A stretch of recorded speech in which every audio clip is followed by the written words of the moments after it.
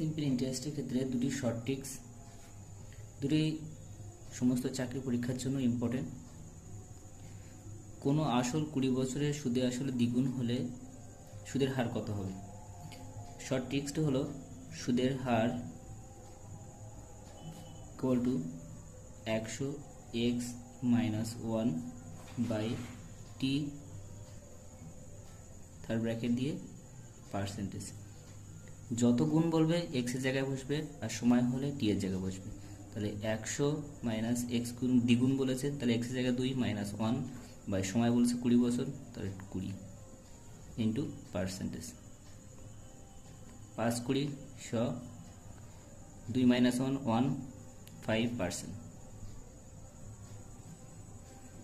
Same অঙ্ক পরেরটা, কোনো আসল 20 বছরে সুদের আসলে 5 গুণ হলে সুদের হার কত হবে? সুদের হার equal to 100 - x - 1 by T into percentage. 100 5 গুণ বলেছে, তাহলে এক্সের জায়গায় 5 বসবে -1, সময় কত বছর 20, টি এর জায়গায় বসবে বাই 20 পার্সেন্টেজ। 5 20 100, 5 ইন্টু 5 থেকে 1 বিয়োগ করে 4 হয় 20%, 4 বছর 20%। এবার 2 নম্বর ট্রিক্স। 2 নম্বর, বার্ষিক 10% সরল সুদের হারে কত বছরে কোনো আসল সুদের আসল দ্বিগুণ হবে? তবে এখানে বলেছে কত বছরে, তাহলে সময় equal to 100 bracket x - 1 by কত পার্সেন্ট বলেছে, আর পার্সেন্ট বললে এখানে টি এর জায়গায় আর হবে ইন্টু পার্সেন্টেজ।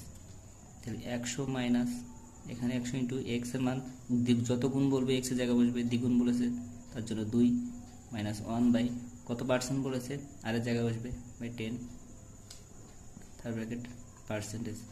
তাহলে 100 ইন্টু 2 - 1 10 100,